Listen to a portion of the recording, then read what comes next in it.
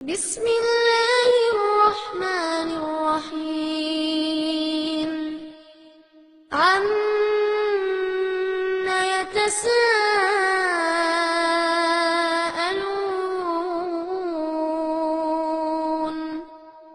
عن النبأ العظيم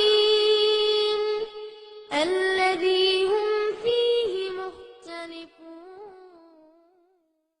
அஸ்ஸலாமு அலைக்கும் வரஹ்மத்துல்லாஹி வபரகாத்துஹு. கண்ணியத்திற்குரிய எல்லாம் வல்ல அல்லாஹுவின் நல்லடியார்களே, அல்லாஹுவின் அளப்பெரும் கிருபையினால் ஷிர்க் ஒழிப்பு மாநாடு பல்வேறு சதி வேளைகளுக்கு இடையில் மிகச் சிறப்பான முறையில் இறைவன் நடத்தி முடித்து தந்திருக்கிறான். எல்லா புகழும் அல்லாஹுவிற்கு. இந்த மாநாடு நடைபெற்றுவிடக்கூடாது, அதிலே மக்கள் பெரும் அளவில் திரண்டுவிடக்கூடாது என்பதற்காக பலதரப்பட்ட முயற்சிகளை பலரும் மேற்கொண்டார்கள். ஆங்காங்கே அந்த குறிப்பிட்ட தினத்திலே பல்வேறு கூட்டங்களை நடத்தினார்கள். இஜ்திமாக்கள் என்ற பெயரால் மக்களை மாநாட்டு திடலுக்கு செல்வதிலிருந்து திசை திருப்புகிற வேலைகளில் ஈடுபட்டார்கள். வாகனங்கள் புறப்படுகிற இடத்திலே வந்து நின்று கொண்டு பல ஊர்களில் கலாட்டா செய்தார்கள். மாநாடுகளுக்கு புறப்படுகிற மக்களை கணக்கெடுத்து அவர்களுக்கு அபராதம் விதிக்கப் போவதாக மிரட்டினார்கள். மாநாட்டிற்கு யாரெல்லாம் சென்று வருகிறார்களோ அவர்களுடைய திருமண பதிவேடுகளை புறக்கணிப்பதாகவும், அவர்களில் யாரேனும் அவர்களுடைய குடும்பத்தார் மரணித்து விட்டால் அவர்களுக்கு கபரிஸ்தானிலே அடக்குவதற்கு இடம் தர மாட்டோம் என்றெல்லாம் கடைசி நிமிடம் வரைக்கும் தங்களால் ஆன எல்லா முயற்சிகளையும் மேற்கொண்டார்கள். ஆனால் அல்லாஹ் ரப்புல் ஆலமீன் அவனுடைய மார்க்கத்தை மேலோங்க செய்கிற வகையில் அனைத்து சதி வேலைகளையும் முறியடித்து ஏக இறை கொள்கையை நிலைநாட்டுகிற இந்த மாநாட்டை சிறப்புற நடத்தி முடித்து இறைவன் தந்திருக்கிறான். இந்த நேரத்திலே நாம் நினைத்து பார்க்க வேண்டிய முக்கியமான ஒரு செய்தி என்ன என்று கேட்டால், அனைத்து விதமான எதிரிகளுடைய சூழ்ச்சிகளையும் முறியடித்து அல்லாஹ் நம்முடைய கரங்களை ஓங்கச் செய்திருக்கிறான். அதுவும் ஏதோ 10ஓடு 11 என்ற அளவில் இந்த மாநாட்டை நடத்தி முடிக்காமல் ஒரு மிகப்பெரிய அளவில் ஒரு பிரம்மாண்டமான வெற்றியை பெற்று தருகிற வகையில் இந்த மாநாட்டை அல்லாஹ் நடத்தி முடித்திருக்கிறான். இதில் குழுமிய கூட்டத்தை சிந்தித்து பார்த்தால் கற்பனைக்கே எட்டாத வகையில் கடந்த முறை நாம் தேர்ந்தெடுத்த மாநாடுகளுக்காக தேர்ந்தெடுத்த இடங்களை எல்லாம் விட பல நூறு மடங்கு பிரம்மாண்டமான கடல் போன்ற இடத்தை நாம் தேர்வு செய்திருந்தோம். அவ்வளவு பெரிய இடத்தையும் அல்லாஹ் ரப்புல் ஆலமீன் மக்கள் கூட்டத்தால் நிரப்பினார். அதிகாலை 10 மணி 11 மணிக்கு மாநாட்டிற்காக மக்கள் புறப்பட்டு வருகிற பொழுது எப்படி கூட்டம் கூட்டமாக மாநாட்டு திடலுக்குள் குழுமி கொண்டிருந்தார்களோ அதிலே கொஞ்சமும் குறைவில்லாத வகையில் இரவு 9 மணி 9:30 மணிக்கு கூட மக்கள் கூட்டம் மாநாட்டு திடலை நோக்கி நிறைந்து வந்து கொண்டிருந்ததை கூட்டத்திலே கலந்து கொண்ட அத்தனை பேரும் கண்டு அனுபவித்தோம். அதிகாலை 5 மணி வரைக்கும் உள்ளே நிறுத்தப்பட்ட வாகனத்தை எடுத்துக்கொண்டு வெளியிலே செல்வதற்கு காலதாமதம் ஆகிற அளவிற்கு பல்லாயிரக்கணக்கான வாகனங்கள் வந்து மாநாட்டு திடலுக்கு அருகிலே குழுமியதை நாம் பார்த்தோம். இப்படி நினைத்து பார்க்க முடியாத ஒரு மிகப்பெரிய வெற்றியை அல்லாஹ் ரப்புல் ஆலமீன் நமக்கு வழங்கி இருக்கிற இந்த நேரத்தில் இதனை குறித்து நாம் மகிழ்ச்சி அடைகிறோம், இறைவனுக்கு நன்றி சொல்லுகிறோம், இறைவனை புகழ்ந்து பாராட்டி கொண்டிருக்கிறோம். நமக்கு ஏற்படுகிற இந்த மகிழ்ச்சி ஒருபோதும் ஆணவமாக, பெருமையாக, தலைக்கணமாக மாறிவிடக் கூடாது என்பதை இந்த நேரத்தில் இதற்காக உழைத்தவர்கள், பாடுபட்டவர்கள் அத்தனை பேருமே தங்களுடைய உள்ளத்திலே இருத்தி கொள்ள வேண்டிய மிக மிக முக்கியமான ஒரு செய்தி.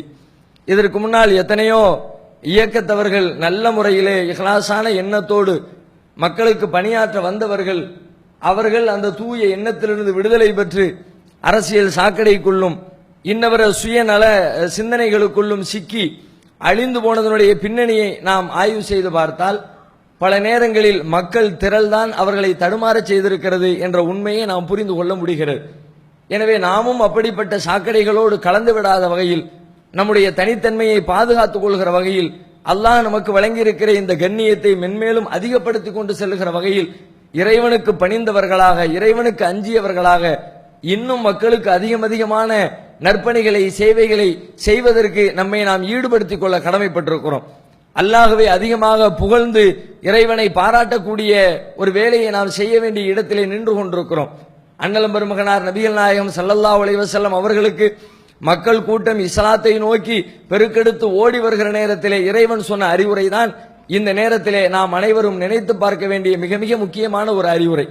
நபிகள் நாயகம் ஸல்லல்லாஹு அலைஹி வஸல்லம் அவர்கள் பெருமை கொண்டு விட்டார்கள் அல்லது பெருமை கொண்டு விடுவார்கள் என்று கூட நாம் கற்பனை செய்ய மாட்டோம். ஆனால் அல்லாஹ் ரப்புல் ஆலமீன் என்ன அறிவுரை சொன்னான்? அல்லாஹ்வுடைய உதவியும் வெற்றியும் உங்களை வந்து அடைகிற பொழுது, மக்கள் கூட்டம் கூட்டமாக இஸ்லாத்திற்குள்ளே நுழைவதை நீங்கள் பார்க்கிற பொழுது, ஃபஸப்பிஹ் பிஹம்தி ரப்பிக, உமது இறைவனை புகழ்ந்து துதியுங்கள், வஸ்தக்ஃபிருஹு, அவனிடத்திலே பாவ மன்னிப்பு தேடுங்கள். பாவ மன்னிப்பு தேட வேண்டிய அறிவுரை ஏன் சொல்லப்பட்டிருக்கிறது என்பதை சிந்தித்தால், நாம் நபிகள் நாயகத்திற்கே இந்த அறிவுரை சொல்லப்பட்டிருக்கிறது என்பதை சிந்தித்தால், நாம் எந்த அளவிற்கு இறைவனிடத்திலே பாவ மன்னிப்பையும் தேட கடமைப்பட்டிருக்கிறோம் என்பதை இந்த நேரத்தில் நாம் புரிந்து கொள்ள முடியும். இது மிக மிக முக்கியமாக மென்மேலும் நாம் வளர்ந்து கொண்டே செல்வதற்கு, இறை பாதையிலே பயணம் செய்வதற்கு, தடுமாற்றம் இல்லாமல் இறுதி மூச்சு வரை இதிலே பயணிப்பதற்கு நம்முடைய உள்ளத்திலே நாம் நிலைநிறுத்திக் கொள்ள வேண்டிய மிக மிக முக்கியமான ஒரு செய்தி இந்த செய்தி. அடுத்து, இந்த காரியத்தை ஷிர்க் ஒழிப்பு மாநாட்டை அறிவித்த நாம் ஒரு மாநாட்டின் வழியாகவே ஒட்டுமொத்த ஷிர்க்கும் ஒழிந்துவிடும் என்ற எண்ணத்தில் இந்த அறிவிப்பை மேற்கொள்ளவில்லை. இந்த மாநாட்டை நடத்தவும் இல்லை. இந்த அறிவிப்பை வெளியிட்ட ஆரம்ப நேரத்திலே இருந்து நாம் திரும்ப திரும்ப ஒரு செய்தியை சொல்லிக்கொண்டே வந்தோம். மாநாடு என்ற பெயரில் அறிவிக்கிற பொழுது அதற்காக நம்முடைய ஒட்டுமொத்த உழைப்பையும் முயற்சியையும் அதை நோக்கி நாம் திருப்பி விடுவோம். ஷிர்க் ஒழிக்கப்பட வேண்டிய தீமை என்பதை மக்களுக்கு விளக்குவதற்கு அதை ஒரு வாய்ப்பாக பயன்படுத்தி கொண்டு தெரு தெருவாக, வீதி வீதியாக, கூட்டங்கள் வழியாக பல்வேறு முயற்சிகளை மேற்கொண்டு ஷிர்க்குக்கு எதிராக கடும் பிரச்சாரத்தை மேற்கொள்வோம். அப்படிப்பட்ட தொடர் பிரச்சாரத்தின் வழியாக ஷிர்க் ஒழிப்பு என்ற நம்முடைய நோக்கத்தை நாம் சென்றடைவதற்கு வாய்ப்பாக இருக்கும் என்ற அடிப்படையில் தான் மாநாட்டை நாம் அறிவித்தோம். மாநாடும் நல்லபடியில் நடந்து முடிந்து விட்டது. மாநாடு முடிந்ததோடு நம்முடைய பணி முடிந்தது என்று நாம் இருந்துவிடக் கூடாது. மாநாட்டிற்கு பிறகுதான் நம்முடைய பணி இன்னும் அதிகம் இருக்கிறது என்ற உணர்வை நாம் பெற வேண்டும். ஏனென்றால் ஒழிக்கப்பட வேண்டிய இந்த ஷிர்க் என்ற தீமை 100% இந்த பூமியிலிருந்து ஒழிந்து விடவில்லை. இன்னும் பல மக்கள் அதை ஆதரித்துக் கொண்டிருக்கிறார்கள், அதை நியாயப்படுத்திக் கொண்டிருக்கிறார்கள். தர்காக்களில் இறந்தவர்களை வணங்கி வழிபட்டுக் கொண்டிருக்கிறார்கள். தாயத்து தகடுகளின் பின்னால் இறைவனுடைய நம்பிக்கையை அடக வைத்துக் கொண்டிருக்கிறார்கள். அதுபோன்ற இன்னும் பல்லாயிரக்கணக்கான மக்கள் நமக்கு அருகிலே நம்முடைய உறவினர்களாக, நம்முடைய நண்பர்களாக, நம்முடைய தோழர்களாக, நம்முடைய கொடுக்கல் வாங்கலிலே ஈடுபடுகிற சொந்தங்களாக வாழ்ந்து கொண்டிருக்கிறார்கள். அவர்கள் அத்தனை பேரையும் அதிலிருந்து மீட்டெடுக்கிற வேலைகளை நாம் செய்ய வேண்டும். இன்றைக்கு நாம் இதை தவறு என்று விளங்கி இருக்கிறோமே, நாமும் நம்முடைய இறுதி மூச்சு வரைக்கும் இதிலே நிலைத்திருக்க வேண்டும். நாம் மட்டுமல்ல, நம்முடைய சந்ததிகளும் தொடர்ச்சியாக ஷிர்க்குக்கு எதிரான இந்த பிரச்சாரத்தை வீரியத்தோடு செய்வதோடு ஷிர்க் என்ற தீமையின் சாயல் கூட பட்டுவிடாத வகையில் தங்களை அவர்கள் காப்பாற்றிக் கொள்ள வேண்டும். அப்படியானால் அதற்கு நாம் செய்ய வேண்டிய தொடர் முயற்சிகள் கொஞ்சம் இருக்கிறது. மாநாட்டை முடித்ததோடு ஷிர்க்குக்கு எதிரான வேலை முடிந்து விட்டது என்று நாம் நினைத்தால் எதிர்காலத்தில் நாம் கூட அந்த பாவத்திலே வீழ்ந்து விடுவதற்கு வாய்ப்பு இருக்கிறது. அல்லாஹ் நம்மை காப்பாற்ற வேண்டும். நாம் அறிந்து வைத்திருக்கிற எத்தனையோ இஸ்லாத்தினுடைய கடமைகளை சிந்தித்து பாருங்கள்.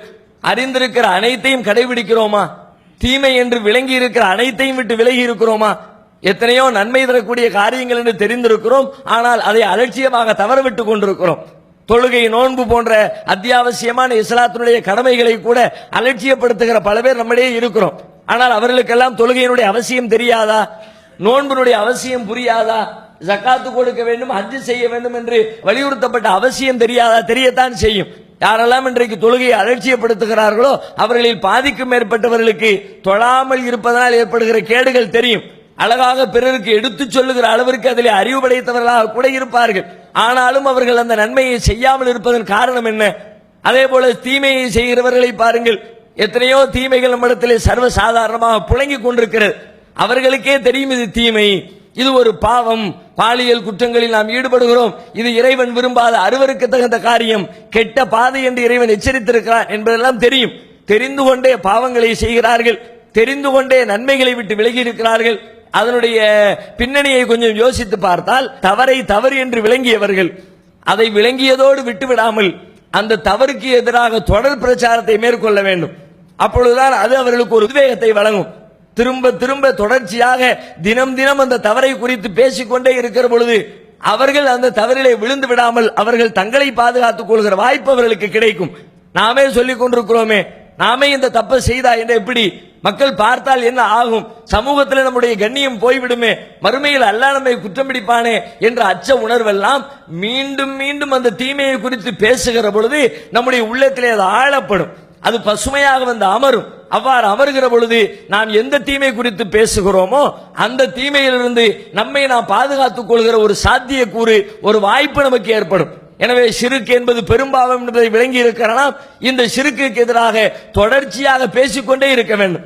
இல்லை என்று சொன்னால் மற்ற நன்மைகள் தீமைகளை விட மனிதன் வழி தவறுவதற்கு வாய்ப்பு அதிகம் இருக்கிற தீமை எது என்று கேட்டால் ஷிர்க் என்ற தீமை தான். ஷிர்க்கிலே பாவம் அதிகம் இருக்கிறது என்பதை விளங்கினாலும் கூட பல மனிதர்கள் ஷிர்க்கிலே போய் விழுகிற காட்சிகளை போய் பாருங்கள். ஏன் விழுந்தார்கள் என்று கேளுங்கள். அவர்கள் தர்காக்களுக்கே பல பேர் சென்றிருக்க மாட்டார்கள், கோவில்களுக்கு சென்றிருக்க மாட்டார்கள், தாயத்து தகடு என்று அதன் பின்னால் சுற்றி இருக்க மாட்டார்கள். ஆனால் அப்படிப்பட்டவர்கள் கூட, அதை சிந்தனை ரீதியாக வெறுக்கிறவர்கள் கூட சில நேரங்களில் அது போன்ற காரியங்களில் போய் வீழ்ந்து விடுகிறார்கள். என்ன காரணம் என்று யோசித்தால் அவர்களுடைய வாழ்க்கையில ஏற்படுகிற, அவர்கள் சந்திக்கிற சிரமங்கள், கஷ்டங்கள், நோய் நொடிகள், பொருளாதார ரீதியான இழப்புகள் அவர்களை அதை நோக்கி தள்ளிவிடுகிறது. குடும்பத்திலே யாருக்கேனும் ஒரு பெரிய நோய் ஏற்பட்டிருக்கும். அந்த நோயிலிருந்து தங்களை காத்துக் கொள்வதற்காக பல மருத்துவர்களை நாடி சென்றிருப்பார்கள். எங்கு பார்த்தாலும் அவர்களுக்கு தீர்வு கிடைத்திருக்காது. நோயிலிருந்து நிவாரணம் பெற்றிருக்க மாட்டார்கள். அக்கம் பக்கத்திலே இருக்கிற ஷிர்க்கிலே வீழ்ந்து கிடக்கிறவர்கள் வந்து அறிவுரை சொல்வார்கள், நீ அந்த தர்காவுக்கு போயிட்டு வாய, இந்த ஆலிம் சாட்டை போய் ஓதி பார்த்துட்டு வாய, அங்க போய் தாயத்து போட்டுக்க, இங்க வந்து தகடு கட்டிக்க, அங்கிருந்த வாத்தியா ஓதிக்க என்றெல்லாம் இந்த மாதிரியான ஷிர்க்கான செய்திகளை அவர்களுக்கு சொல்லும் பொழுது அதையும் செஞ்சு பார்த்தா தான் என்ன போய் விழுந்து விடுகிறார்கள். பல பேர் இந்த மாதிரி ஷிர்க்கில் போய் விழுவதனுடைய பின்னணியில இந்த மாதிரி அவர்களுக்கு ஏற்படுகிற சங்கடங்கள், சிரமங்கள், நோய் நொடிகள் அதை நோக்கி அவர்களை தள்ளுகிறது. எல்லா மனிதனுடைய வாழ்க்கையிலும் அது போன்ற சிரமங்களை மனிதர்கள் சந்திக்கத்தான் செய்கிறோம்.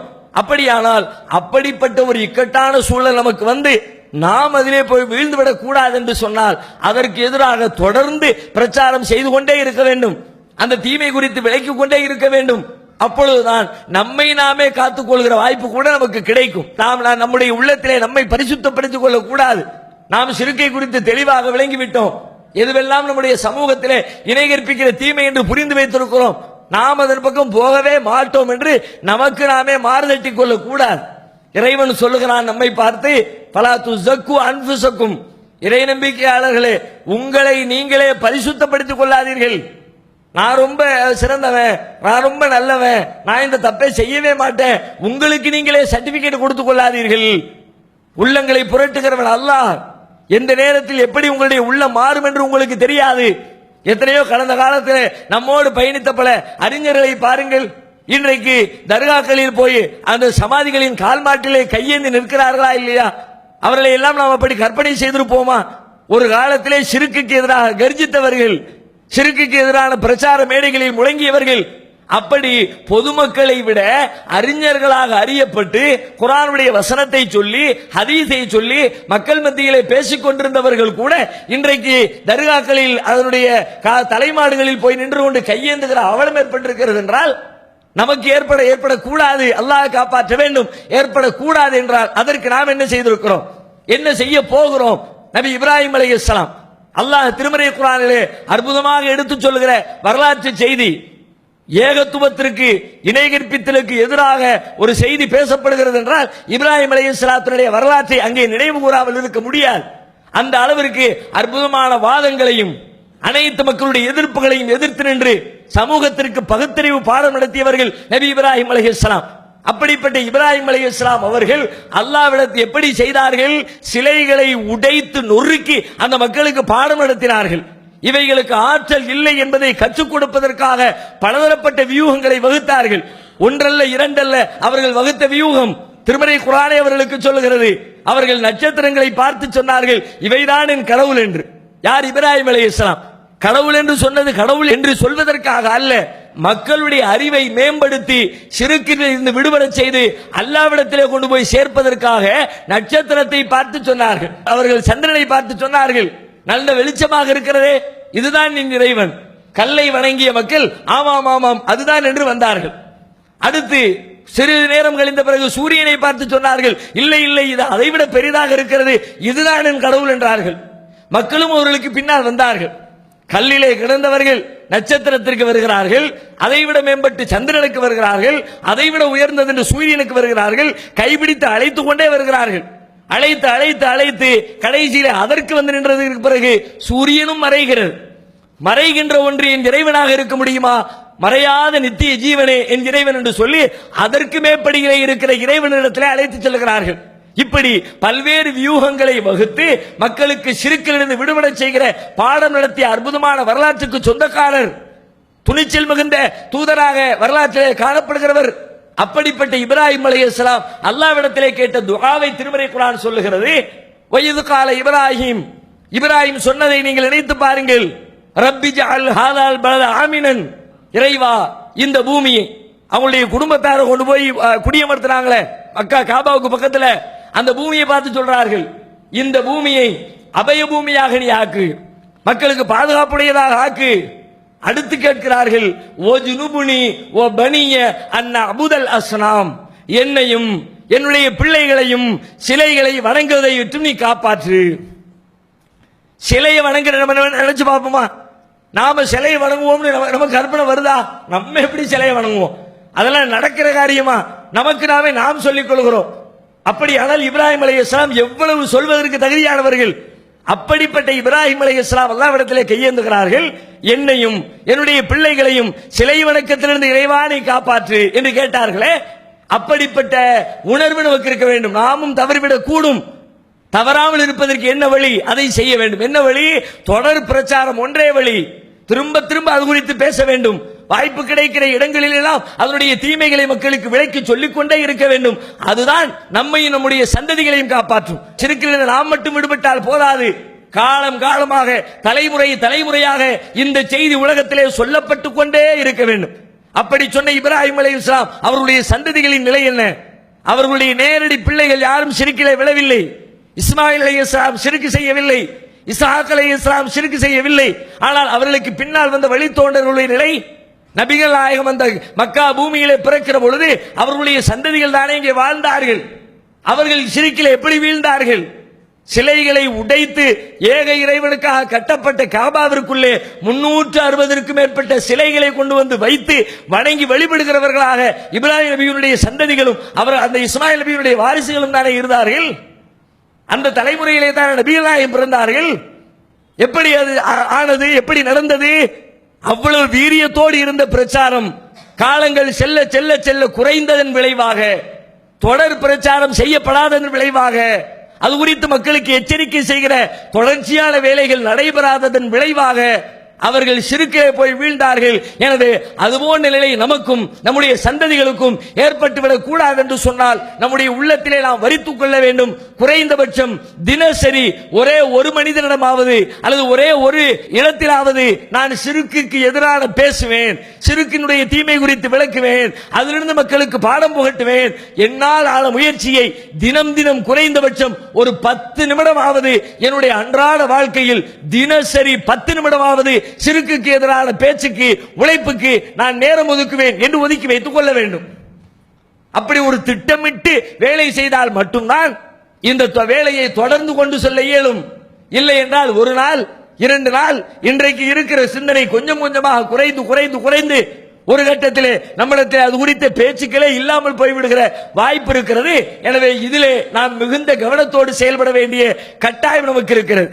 அடுத்து இதைவிட மிக முக்கியமாக நாம் செல்லுகிற இந்த பாதை, நம்முடைய பயணம் எளிதாக செல்ல வேண்டும் என்றால், சிறப்பாக நம்முடைய லட்சியத்தை நாம் அடைய வேண்டும் என்று சொன்னால், பாதையிலே குறுக்கிடுகிற நம்முடைய பயணத்திலே குறுக்கிடுகிற இடர் தருகிற பொருட்களை எல்லாம் அகற்றி வீசி எறிய வேண்டும். அப்பதான் நம்முடைய பயணம் லேசாகும். இல்லை என்றால் அந்த பொருட்களுக்கு இடத்திலே பேசி சிந்தித்து அதிலே நம்முடைய நேரத்தையும் காலத்தையும் உழைப்பையும் செலவழிக்கிற தேவை ஏற்பட்டுவிடும். எதுவெல்லாம் இடர் தருகிறது?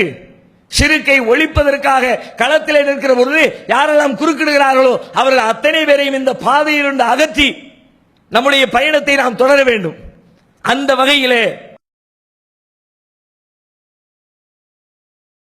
நாம் அடுத்ததாக எடுக்க வேண்டிய மிக மிக முக்கியமான ஒரு அஜெண்டா, இந்த சிறுக்கு ஒளிந்துவிடக் கூடாது என்பதற்காக குறிப்பாக தமிழகத்திலே கங்கணம் கட்டி களத்திலே இறங்கி வேலை செய்தவர்கள் யார் என்று பார்த்தால், பொதுமக்களாக இருக்கிறவர்களில் 99.9 இல்லை 100% மக்களுமே களத்திற்கு வரவில்லை, எதிரணியில் நின்று போர் புரிவதற்கு ஆயத்தமாகவில்லை. அதே போல நம்முடைய ஜமாத்துகளை மக்களை வழிநடத்துகிற தலைவர்கள் முத்தவல்லிகள் களத்திற்கு வந்தார்களா? பெரும்பான்மையான பள்ளிவாசல்களில் ஜமாத் நிர்வாகங்களில் அப்படிப்பட்ட தலைவர்களும் நிர்வாகிகளும் களத்திற்கு வரவில்லை. வேறு யார் வந்தது? தங்களை அறிஞர்கள் என்று அறிவித்துக் கொண்டிருக்கிற, நாங்கள் உலமாக்கள் மார்க்க அறிஞர்கள் என்று தங்களை பீற்றிக் கொண்டிருக்கிற, மார்க்கத்தின் பெயரால் வேஷம் போட்டு வயிறு பிழைக்க காத்திருக்கிற ஒரு சில திருட்டு உலமாக்கள். மிகையான வார்த்தையாக தெரியலாம். நான் அத்தனை உலமாக்களையும் அத்தனை ஆலிம்களையும் குறித்து இந்த வார்த்தையை பயன்படுத்தவில்லை. அதிலேயும் சில விதிவிலக்குகள் உண்டு. ஆனால் களத்திலே நின்றது, சிறுக்கு ஒளிந்துவிடக் கூடாது என்பதற்காக பொய்யான வாதங்களை வைத்தது, அதற்காக பாடுபட்டது. இந்த சிறுக்கு ஒழிப்பை தடுத்து நிறுத்திக் கொண்டிருக்கிற வேலைகளை களத்திலே நின்று செய்கிறது யார் என்று பார்த்தால் முழுக்க முழுக்க மார்க்கத்தின் பெயரால் வேடம் தரித்திருக்கிற இந்த ஆலிம்கள். இவர்களுடைய தோலை உரிக்க வேண்டும். தோலை உரித்தல் என்றால் வன்முறை என்ற அர்த்தத்தில் சொல்லவில்லை. அவர்கள் போர்த்தி இருக்கிற பொய்யான தோலை உரிக்க வேண்டும். மார்க்கத்திற்கு நாங்கள் அத்தாரிட்டி, மார்க்க அறிஞர்கள், மார்க்கம் தெரிந்தவர்கள் என்று மக்கள் மத்தியே உலாவுகிற காரணத்தினால் இவர்களுக்கு மார்க்கம் தெரியும் என்று பாமரர்கள் பல பேர் அவர்களுக்கு பின்னால் செல்கிறார்கள். அவர்கள் மேல் வைத்திருக்கிற பக்தி, அஜரத்து 7 வருஷம் படிச்சாரு, 10 வருஷம் படிச்சாரு, அவருக்கு தெரியாததா? நம்ம ஊர்ல 30 வருஷமா இமாமா இருக்கிறாரு, அவருக்கு தெரியாததா? பெருநா தொழுகை அவர்தான் நடத்துறாரு, ஜும்மா தொழுகை அவர்தான் நடத்துறாரு, 5 நேர தொழுகை அவர்தான் நடத்துறாரு, எல்லாம் தெரிஞ்சவர் அவர் சரியாக சொல்லுவார் என்று அவர் மீது பெரும்பான்மையான மக்கள் நம்பிக்கை வைத்திருக்கிறார்கள். அந்த நம்பிக்கையை அவர்கள் உடைக்கிறார்கள், நம்பிக்கைக்கு துரோகம் செய்கிறார்கள். அப்படிப்பட்ட நம்பிக்கை துரோகிகளுடைய உண்மை முகத்திரையை நாம் மக்களுக்கு அம்பலப்படுத்த வேண்டும். அவர்கள் தான் இந்த பாதையிலே குறுக்கிடுகிற பதர்கள். நாம் வளர்க்கிற இந்த பயிர் செழித்து வளர வேண்டும் என்று சொன்னால் பயிர்களுக்கு இடையிலே வளர்ந்திருக்கிற இந்த களைகளை களை எடுக்க வேண்டும், பதர்களை கலற்றி வெளியிலே தூர எறிய வேண்டும். அப்படிப்பட்ட பதர்கள் தமிழகத்தின் பல்வேறு பகுதிகளில் நிறைந்திருக்கிறார்கள். அவர்கள் யார்? அவர்களுடைய மார்க்க அறிவு என்ன? அவர்கள் ஏன் இதை செய்கிறார்கள்? எதற்காக? கடந்த 2 ஜும்மா மேடைகளை இந்த சிறுக்கு ஒழிப்பு மாநாட்டிற்காக முழங்கினார்களே, ஏன் முழங்கினார்கள்? எல்லாம் அவருடைய வயிற்று பிழைப்பு வீணாகி போய்விடும் என்ற அச்சம். வேற என்ன? வயிற்று பிழைப்புக்கு வேட்டு வந்துவிடும் என்பதை தவிர இவர்கள் களத்திலே வந்ததற்கு வேறு என்ன? மார்க்கத்தின் மீது இருக்கிற பற்றா? சமூகத்தின் மீது இருக்கிற அக்கறையா? நிஜமாகவே மார்க்கப்பற்றும் சமூக அக்கறை என்று சொன்னால் தமிழகத்திலே கடந்த 30 ஆண்டுகளில் எத்தனை பிரச்சனைகள் சமூகத்திற்கு வந்தது? களத்திற்கு வந்தார்களா? ஜமாத்துல் உலமாவை கேட்கிறேன், இது போன்று மார்க்க ஆலிம் கூட்டம் என்று தங்களை அறிவித்துக் கொள்கிற அத்தனை ஆலிம் சாக்களிலே போலிம் சாக்களை பார்த்து கேட்கிறேன், எதற்காக வந்தீர்கள்? இறைவனின் ஆலயம் இடித்து தரைமட்டமாக்கப்பட்டதே, அதற்காக களத்திற்கு வந்தீர்களா? ஜும்மா வேளைகளில் குரல் கொடுத்தீர்களா? மார்க்கத்திலே சொல்லப்பட்ட பல விஷயங்கள் கடைபிடிக்கப்படாத காரணத்தினால் சமூகம் ஏற்றத்தாழ்வுகளில் சிக்கி வரதட்சணை கொடுமையில் மாண்டு கிடக்கிறது. களத்திற்கு வந்தீர்களா? எதற்கு வந்தீர்கள்? எதற்குமே வராதவர்கள்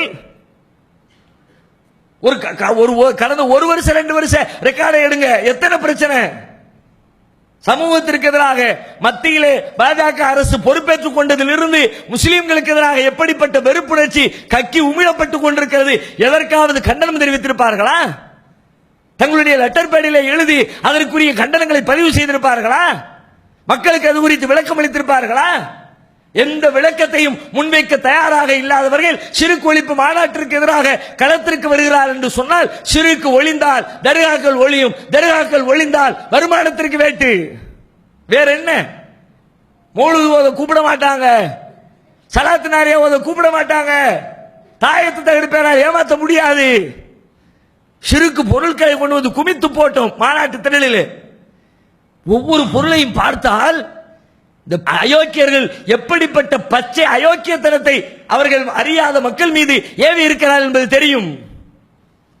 நம்மளாம் நினைச்சிருப்போம், அதை எழுதி தந்தாரு, குர்ஆன் வசனத்தை எழுதி கொடுத்தாரு, ஹதீஸை எழுதி கொடுத்தாரு, அதுல என்னமோ இருக்குது. பல பேர் அப்படித்தான் நினைப்போம். இந்த கார்ட்போர்டு இருக்குதுல, இந்த அடைச்சு வச்சிருக்கிறோமே, அதை துண்டு துண்டா வெட்டி அதுல ஒரு துண்டை பேப்பர் நல்லா சுத்தி அந்த பேப்பருக்கு மேல ஒரு பச்சை துணியை போட்டு இந்த அப்படி பரக்கத்து வீட்டில் கொண்டு போடு எப்படி மக்களுடைய அறியாமையை பயன்படுத்தி இருக்கிறார்கள். இவர்கள் எல்லாம் மார்க்க அறிஞர்களா? மார்க்கம் குறித்தவர்களுக்கு என்ன அறிவு இருக்கிறது? கேள்விகளை நீங்கள் ஆலிம்களை நோக்கி திருப்ப வேண்டும். இதுவரைக்கும் நாம் பொதுமக்களை நோக்கி பேசிக் கொண்டிருந்தோம். பிரச்சார காலத்தினுடைய ஆரம்பத்திலே, துவக்கத்திலே ஆலிம்களிடத்திலே பேசி பார்த்தோம். அவர்கள் கேட்கவில்லை.